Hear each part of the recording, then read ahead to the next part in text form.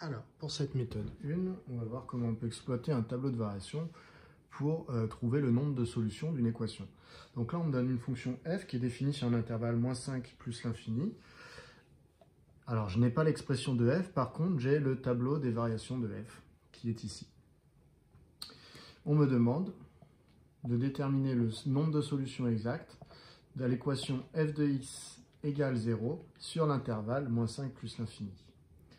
Donc ici, je cherche des x dont les images sont égales à 0. Alors les x se situent dans cette ligne, entre -5 et plus l'infini, et donc les images se retrouvent en dessous avec les variations, et je me rends compte qu'en fait les images partent de 3, diminuent jusqu'à -4, et réaugmentent jusqu'à plus l'infini. Alors comme les images sont parties de 3 et arrivent à -4, et qu'il y a cette fameuse flèche du tableau de variation. Cette flèche dans le tableau de variation, par convention, elle veut dire strictement décroissante et continue. Voilà. Donc, comme ma fonction est continue, on avait dit continue, on pouvait se le représenter graphiquement comme une fonction pour laquelle je n'ai pas besoin de lever le stylo pour la tracer. Donc, elle est continue de 3 jusqu'à -4, on va passer par 0. Et on va passer une seule fois par 0 puisque ma fonction est strictement décroissante. Ça fait donc appel au théorème des valeurs intermédiaires. Aussi appelé théorème de la bijection lorsque j'impose le fait que ma fonction doit être strictement décroissante. Voilà. Donc pour la rédaction, en fait, je me rends compte que les images vont être égales à 0 à deux endroits. Une fois entre -5 et 2, pour un x entre -5 et 2, puisque les images sont passées de 3 à -4. Et une fois entre 2 et plus l'infini, puisque les images passent de -4 et augmentent et vont vers plus l'infini. Donc on va repasser par 0. Donc je vais devoir faire deux rédactions. Je vais devoir faire une rédaction par flèche. Donc sur -5, 2. Alors, 3 arguments à donner. Premier argument, ça va être que la fonction est bien continue sur l'intervalle -5, 2. Donc f est continue sur -5, 2. Alors, on voit pourquoi cet argument il est là, parce que pour être sûr qu'une fonction coupe l'axe des abscisses, alors c'est bien de savoir qu'on part de 3, qu'on arrive à -4, mais il faut vraiment dire que j'ai tracé ma fonction sans lever le stylo, parce que sinon qu'est-ce qui peut se passer? Eh bien il pourrait se passer que ma fonction ici, je sois obligé de lever le stylo pour la tracer. Voilà. Et donc finalement ma courbe n'est jamais coupée l'axe des abscisses, puisque là ça serait comme ça, hop, je lève le stylo, je retrace. Donc pour être sûr, en disant que je pars de 3, j'arrive à -4 au niveau des images, pour être sûr que je sois passé par 0, il faut bien dire que ma fonction est continue. Donc ça, c'est le premier argument. Ensuite, le deuxième argument, c'est de dire que la fonction f est strictement décroissante. Ça veut dire qu'une fois que j'aurai coupé l'axe, je ne pourrai pas remonter pour le couper une autre fois. Donc ça va me servir, la stricte décroissance ici, à dire qu'il y a une seule solution sur -5, 2 et qu'il n'y en a pas plusieurs. Donc f est strictement décroissante sur -5, 2. Et dernier argument, le dernier argument, c'est que f de x va bien être égal à 0 à un endroit, puisque pour un x entre -5 et 2, puisque les images vont de 3 à -4 et que 0 est compris entre -4 et 3. Donc je vais parler de l'image de -5, je vais dire f de -5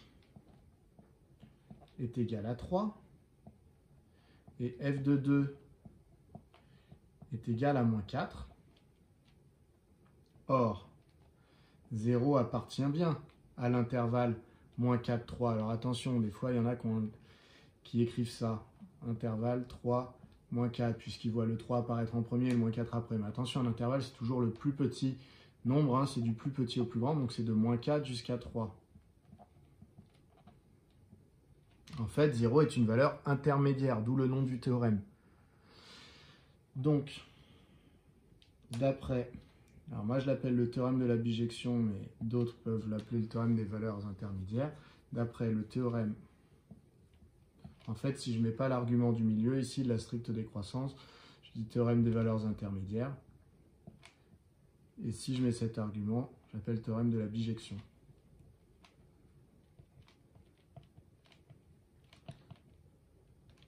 Qu'est-ce qu'il me dit ce théorème? Il me dit que du coup, je vais avoir une unique solution à l'équation f de x égale 0 sur l'intervalle moins 5, 2.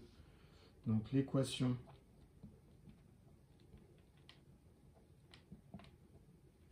f de x égale 0 admet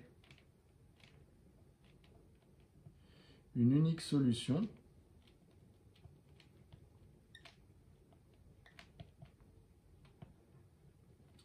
sur moins 5, 2. Donc pour l'instant, ma réponse, c'est qu'il y a un x entre moins 5 et 2 pour lequel l'image vaut 0. Je ne sais pas ce qu'il vaut, d'accord? C'est un peu l'inconvénient de ce théorème, mais c'est ce qui fait aussi sa force.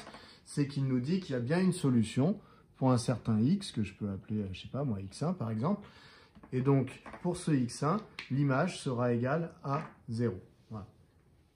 Donc maintenant, il va falloir que je fasse la même chose sur l'intervalle 2 plus l'infini pour montrer que j'ai également une solution sur cet intervalle. Alors, bah c'est parti, les arguments vont beaucoup ressembler. Donc sur l'intervalle 2 plus l'infini, qu'est-ce qui se passe? Eh bien, f est continu, puisqu'on a dit la flèche ici veut dire fonction continue. Si jamais j'avais l'expression de f, c'est-à-dire f de x égale avec une expression derrière, eh bien je pourrais donner des arguments pour prouver qu'elle est bien continue. Mais là, je n'ai pas l'expression, je n'ai que le tableau, donc je m'appuie sur les flèches. Les flèches me sont données par l'énoncé. Donc, ça veut dire que je peux considérer que f est continu sur 2 plus l'infini, que f est strictement croissante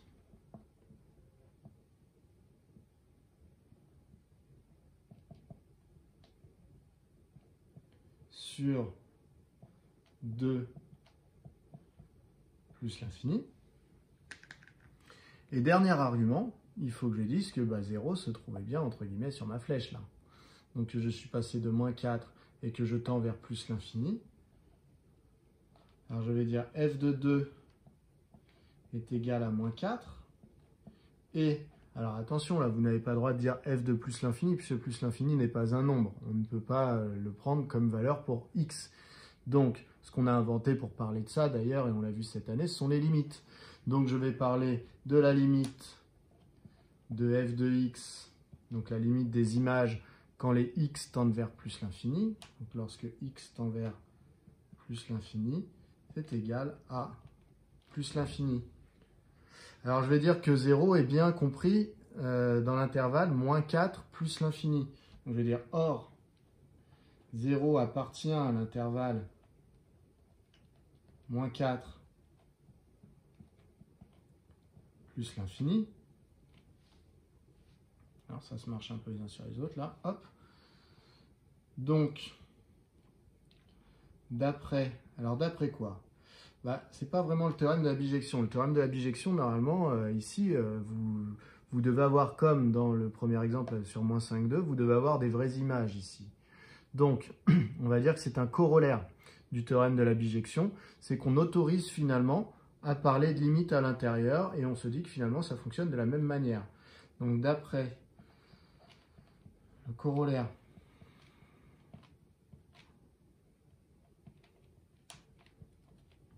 du théorème de la bijection. Alors bien sûr, si vous mettez juste d'après le théorème de la bijection, voire même d'après le théorème des valeurs intermédiaires, un jour de bac, c'est accepté.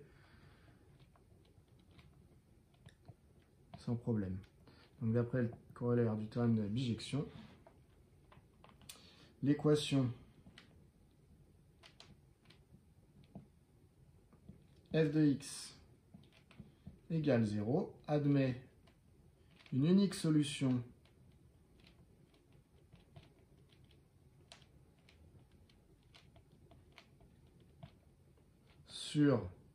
sur l'intervalle dont on vient de parler, sur 2 plus l'infini.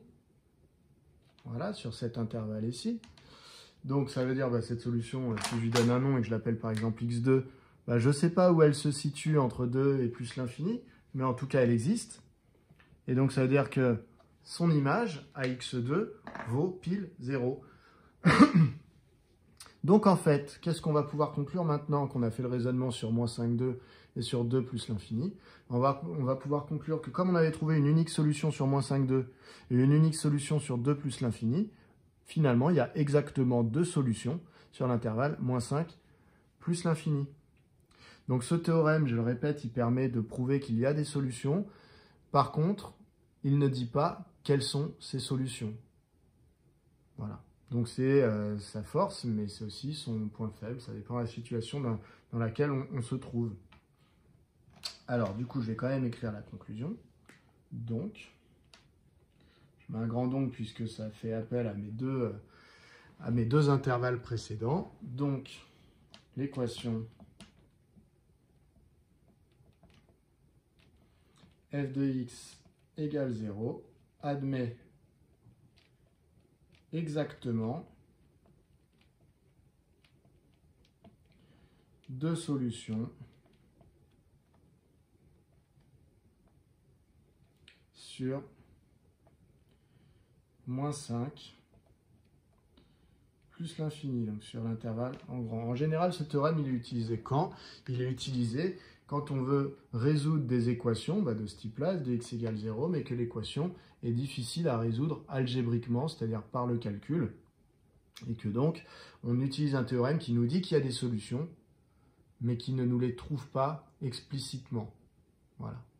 Comprenez bien que dans un exercice où l'équation f de x égale 0 peut être résolue rapidement du type, si jamais je vous donnais ça, x fois x plus 2 égale 0. Là, on n'utiliserait pas ce théorème-là. En tout cas, il n'aurait pas un grand intérêt, puisque je sais que x fois x plus 2 égale 0, si et seulement si, soit x égale 0, soit x plus 2 vaut 0.